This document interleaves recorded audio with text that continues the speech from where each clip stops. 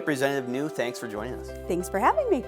So you joined the House almost 3 years ago by winning a special election. You're currently the deputy leader of the House Republican Caucus. What's the ride been like for you? It's good, right? I mean, I tell people when they ask what it's like to serve, I just say it is the most amazing, frustrating. So there's a real give and take here, but overall, I love it. I feel so honored to be able to serve in the House. And tell us about your district, 32B. Yes. What area is that, or what does it cover, and what issues are important to your constituents? Sure. So I represent most of Chisago County. So that's Wyoming, up to Taylor's Falls, Highway 8, up 35 to North Branch, and sort of everything in that kind of triangle. And really, some of the things that I've been working on for my district, specific to my district, Highway 8 is a real problem. And so I've been working really hard since I got here, actually, to secure funding to get that fixed. It's a death trap. And everybody knows it's just awful. So certainly specific to my district, Highway 8 is a really big deal. But there are lots of things that I work on more broadly that certainly my constituents care about.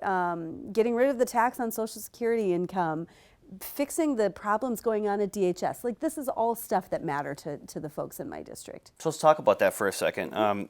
You serve on the House Health and Human Services Policy Committee. Yes. You've been critical of the Department of Human Services over the past year, but in December you heard from Commissioner Jody Harpstead at a hearing. Yes. She says she's getting the department back on track. What do you think? I have mixed feelings. I certainly appreciate Commissioner Harpstead in the position she's in. I cannot imagine entering that job knowing what was going on when she came in. So I have a lot of respect for Commissioner Harpstead. At the same time, I think there are still real significant concerns about what is happening at DHS.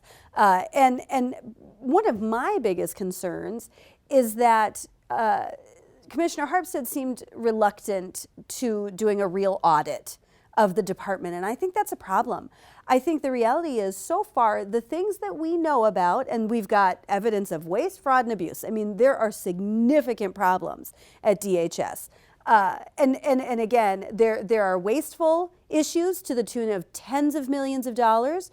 We also know from last year there was significant fraud in the child care program in CCAP to the tune of $100 million perhaps. I mean, we're talking about real dollars. This is significant. And none of these problems have been discovered via their internal audits. And so they sort of tout this internal audit system, but I don't know why we would trust that. The reality is we need a real deep dive into what is happening at DHS. And I'll be honest, I talk to folks who are on the ground floor, who are the employees at DHS, who are telling me, Ann, keep digging. Keep digging, don't let up. There's more there. So the reality is the people who are on the inside know that there are problems. So I am not comfortable just trusting that everything is okay. I think the reality is we need to trust but verify. We need a real forensic audit of the department, of all of the different programs, so that we know where all those dollars are going. Because the reality is trust has been lost. Trust has been broken because there have been problems. And so to regain that trust, we really do need to know with surety that things are getting cleaned up.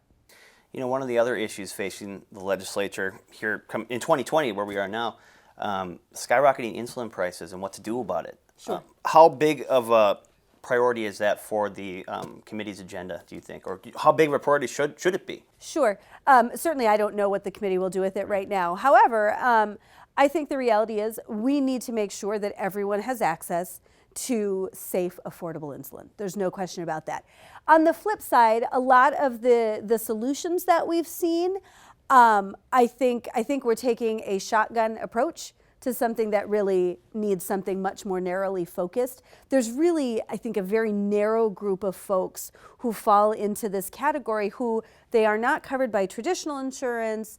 There are currently programs via the manufacturers for some folks, and the reality is it's a very narrow population for whom they really don't have access to emergency insulin right now. And so we need to make sure that there's a solution for those folks. There's no question about it. But I would like to see a much more narrow focus in what we're doing and making sure that we are actually solving the actual problem instead of this broad brush approach that, I mean, I'm just not sure why the state of Minnesota and taxpayers would be paying for things that other entities are already paying for. That doesn't make sense. I don't think that's a responsible use of our tax dollars. As far as bonding, second year here at the legislature, probably going to be at the top of the legislative agenda. Yes. So DFLers, they would, some are calling for a robust package, and Governor Walz to say the least. Governor Walz has proposed a $2 billion Yes. package. Yes. What are your thoughts on that? What should the size be, and what should be made a priority? Yeah, you know, I'm not sure that I would pinpoint a specific number right now. To me, $2 billion seems quite high. The average bonding bill for the biennium over recent years has been about $1 billion. So going to $2 billion would be a significant leap. That's a big deal. I have a hard time imagining that getting there. But you know, we do want to make sure that we are funding our critical infrastructure needs. We need to make sure that we are maintaining our current infrastructure. You know, that's roads and bridges. It's wastewater management. It's those things that really are a proper function of government. It really is our job to make sure that those things are done and appropriate. So that's, I would like to see a bonding bill that is very heavy in those kinds of projects. I am not interested in seeing sheets of ice in some niche community or a sheet music museum. I'm not interested in that kind of stuff. If folks want to do those kinds of things, they should find other funding sources for those kinds of things. When it's all said and done on May 18th, what needs to have happened for this to be a successful session? I think number one for this session is we really need to wrap our arms around what's happening at DHS. I think there are some interesting proposals on breaking up the department. I think that there are some logical ways to do that. On the flip side, I have real concerns about breaking up the department but not digging in. We need that audit. We need that audit. Otherwise, I feel like we're kind of rearranging the deck chairs on the Titanic. You know, we're making ourselves feel like we're doing something by breaking up the department, but we're not actually digging in to find all of the problems there.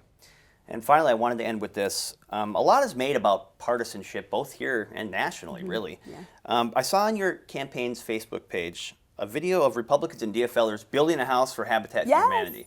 So there is still bipartisanship, and maybe I just wanted you to say a little bit about that. Tell us about that experience.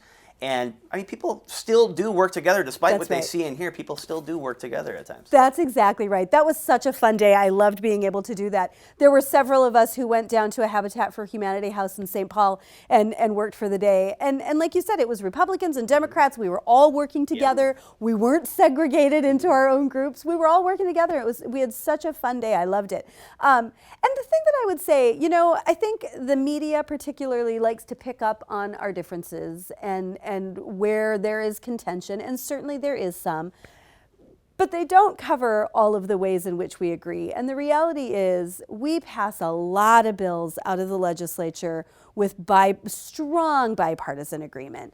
In fact, I like to think most of what we do has pretty strong bipartisan support. It's just when we get into some of the nitty-gritty, some of these more contentious issues, those are the ones that make the news. Those are the ones that are interesting for the media to cover. And so I think to some extent, there is this false notion that we are more divided than we really are. So I always like to keep that in mind. You know, I think often as Democrats and Republicans, we're sort of coming at issues from different paradigms. We're looking at them from a different lens. But the reality is, when it comes to solutions, we are often much closer than what it appears when we're in our corners looking.